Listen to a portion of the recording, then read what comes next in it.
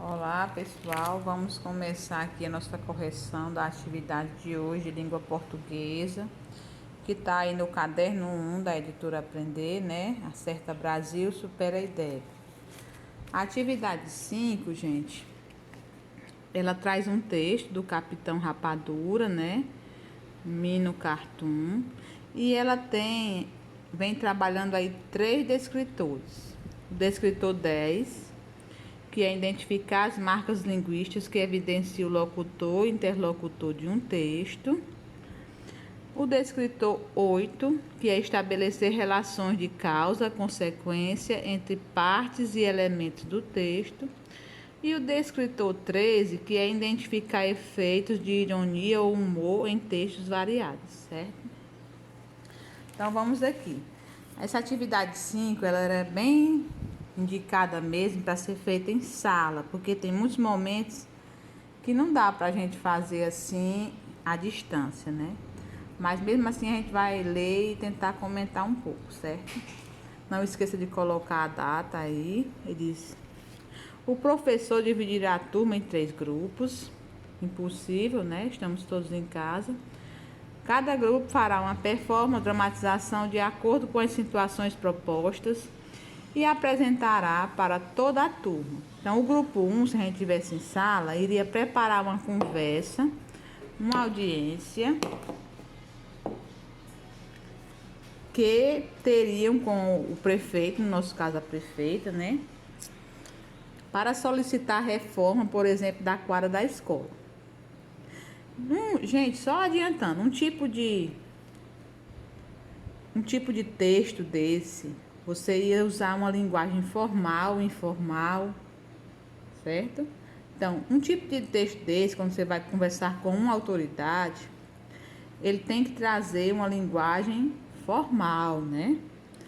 O grupo 2 iria escrever um WhatsApp enviado para o grupo de colegas da sala, fazendo combinados para o passeio do grupo. Fazer também uso de emojis. Então, gente, um texto desse para amigos e num WhatsApp, ele com certeza não iria trazer uma linguagem formal, e sim uma linguagem informal. Uma linguagem que a gente usa no dia a dia, não é verdade? E o grupo 3 faria um ensaio de dramatização do poema que apresentarão na festa da escola. Então, aqui com certeza a linguagem ia ser poética. Nem ia ser formal e nem informal, e sim poética, não é verdade? Como a gente está à distância, então não teve como a gente realizar essa primeira página aqui. Estou só comentando para que vocês tenham já uma noção do que a aula vai falar. Depois das apresentações, converse sobre se a linguagem que foi usada nas situações foi igual em todos os casos e por quê. Então, provavelmente, aqui vocês podem colocar que cada situação usou uma linguagem diferente. Por quê? Porque a linguagem, gente, ela é comparada à roupa. A nossa linguagem a gente pode comparar à roupa. A gente tem que adequar a cada situação. Não é verdade? Por exemplo, ninguém vai à praia de paletó e gravata. A mesma coisa é a nossa linguagem. Você não vai se dirigir a uma autoridade, principalmente quando você não a conhece, não tem tanta intimidade, chamando de você, de ei, né? Geralmente você vai dizer senhor, senhora, uma linguagem mais formal. Até para que você seja visto com respeito também, né? Por parte da autoridade. Mesma coisa, você não vai escrever em um documento palavras e gírias que você usa com um grupo de amigos. Você vai usar uma linguagem mais gramatical, mais culta, mais formal. Leia o cartoon. Então, aqui agora ele traz um textinho, né? Um cartoon, uma tirinha, onde a gente tem que analisar linguagem verbal, que são os textos, e linguagem não verbal, que são as expressões faciais, os desenhos, né? Então, tudo isso a gente pode analisar antes de ir para as questões. Isso é leitura. Ah, tia, eu estou vendo aqui uma janela quebrada. Então, eu estou lendo a parte não verbal do texto, certo? Vamos à leitura da parte verbal. Brinquedo, foi tu que quebrou a janela? Não, tio Rapa, foi a bola. Eu só chutei ela do campinho. Saiu bem, não foi o garoto? A gente tá vendo aqui a consequência do chute dele lá no campinho. Qual foi a consequência? Quebrou a janela aí do Capitão Rapadura.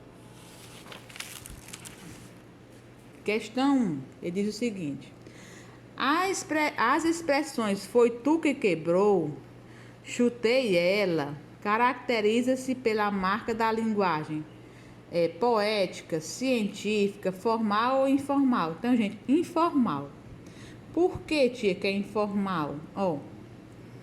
Foi tu que quebrou. Aqui o verbo, para combinar com o pronome tu, tinha que ser o quê? Quebrastes. Então, ele usou o verbo como a gente usa mais no dia a dia. Foi tu quem quebrou?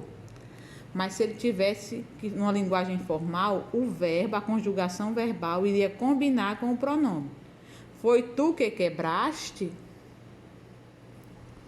Né? Chutei ela. Também a resposta do garoto foi numa linguagem bem coloquial, bem do dia a dia. Se fosse uma linguagem mais formal, ele ia procurar o quê? Eu chutei a bola com a intenção de fazer o gol, iria se justificar bem mais, né? Então, aqui a gente já viu que é uma linguagem informal. Vamos lá, o interrogando o texto. Pense nas situações vivenciadas nas apresentações dos grupos e associe a cada situação a marca de linguagem. Então, a gente não teve, eu vou só comentar. A conversa com o prefeito. Com certeza, a conversa do prefeito teria que usar a linguagem formal, né? Mensagem de WhatsApp, linguagem informal. Você pode ligar aí.